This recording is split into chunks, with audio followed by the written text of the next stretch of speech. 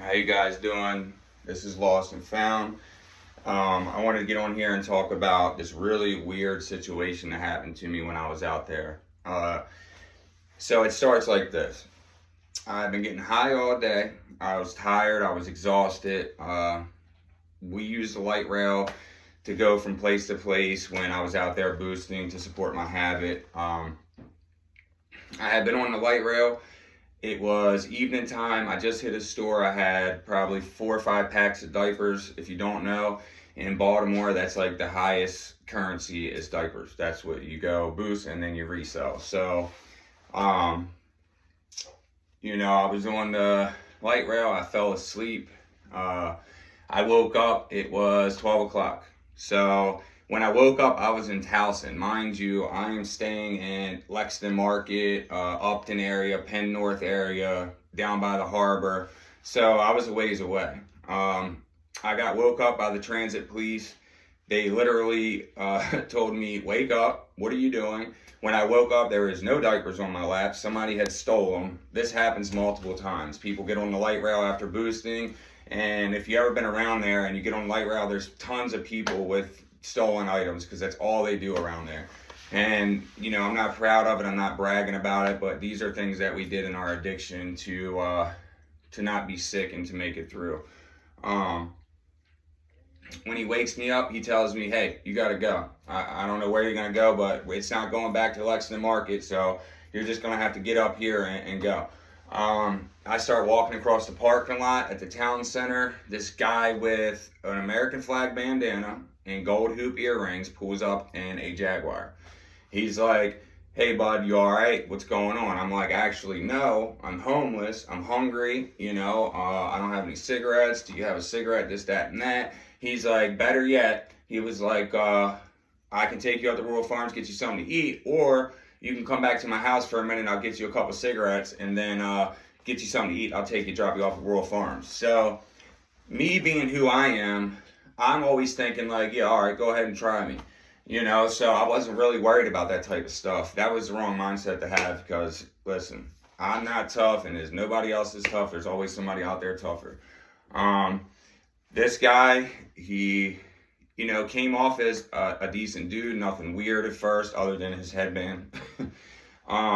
We get to the house, I walk upstairs, and he is going to the back porch. So I go to follow him on the back porch. He trips and falls over the threshold, and he don't move. He's just laying there, face first, like this. And I'm like, "Bud," I'm like shaking him, "Sir, wake up. What's going on? You all right?"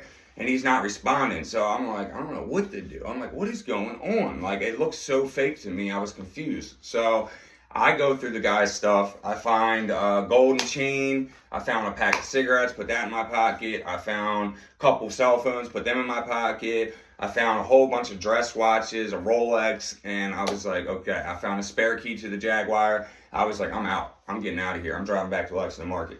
So before I do that, I'm hungry. So I'm smoking a cigarette. I'm sitting on the guy's couch. I go through the pantry. I find a chocolate bar. I'm eating that on the couch. I'm getting ready to leave. And then all of a sudden, a guy comes walking in the living room.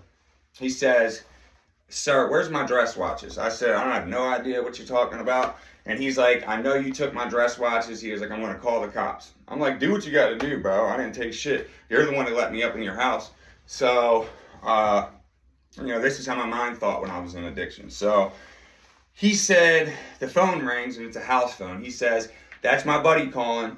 He was like, "Go sit in the car. I'll drop you off at Rural Farms." Mind you, it's after 12 o'clock at night. Come on, your buddy's not calling you. So I go out there. I go run down in the back. It's like a swamp. I find a bench. I lay down on that. I take a nap. I wake up. When I wake up, there's bugs biting me everywhere. It's summertime. I'm sweating. I'm nasty. Mosquitoes won't leave me alone, so I walk back up to the apartment complex. When I do that, I couldn't find the Jaguar. My plan was everything calm down. I'm going to take the Jaguar and I'm going to dip. So I couldn't find the Jaguar. I'm walking around. I'm like, I need to get some rest. Like, I've got to hide out. So what I did is I found a black truck and it had a leather truck bed. I took a razor blade that was in my wallet that I always kept in there. I sliced the truck bed. I slid down inside of there. There was like some towels and stuff like that. I laid my head down on that and I kept hearing cars and I'm like, there's no way there should be this many cars driving around this parking lot this late.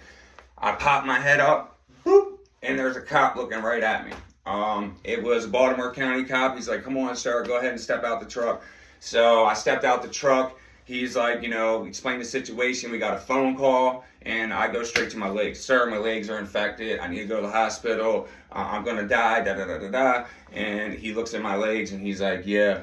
He's like, you're in bad shape. He said, let me talk to my sergeant. The sergeant comes over there. He says, tonight's your lucky night. My father died from a blood infection and blood poisoning. He was like, and it looks like that's what you have. Instead of arresting you, I'm going to send you to the hospital.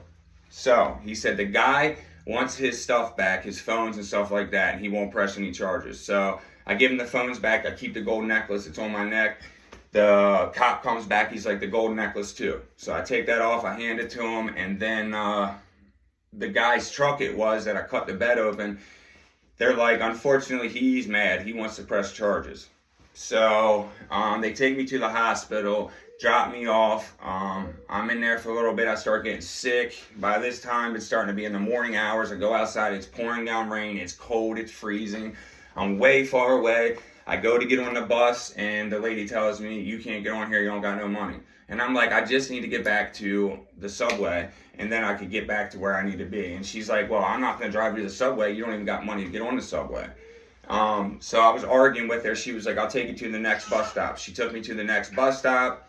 I went from there. I tried to boost at another store. I got caught, and I kept catching buses all the way back. I was walking down the street down Penn North. I seen one of my drug dealers. Luckily, he gave me a front that morning, and I got well, and I just went on about my way. But, that was a really weird situation. Had I been a girl, I don't know what would happen. What his plan was, I have no idea. It was kind of creepy to me. It was a very odd situation. I ended up doing jail time for it. They were supposed to not charge me with the necklace and stuff. Of course, they did later. So I had that charge plus destruction of property and tons more I had to deal with when my addiction was over. It's not worth it. That's what I will tell you. None of it's worth it. It was all miserable. There was nothing fun. At the end, you're very alone. You're by yourself, walking down that dark road every night alone. No help. Nobody cares anymore. Everybody writes you off. But when you're in that position, I'm going to be here. I'm here for you. Just reach out. And you know why? Because I've been there. Just like all these stories I tell you, I've walked that path. I know what it's like, and I wanted somebody to be the person that I am for you guys right now. So that's why I'm doing this. I'm doing this from the bottom of my heart. I really care about you guys. I hope you guys make it out there. I hope you guys get out of them streets and get help. I'm here if you want it. You guys have a good day. Please stay safe. Thank you. Please like and subscribe and share so we can get this out there.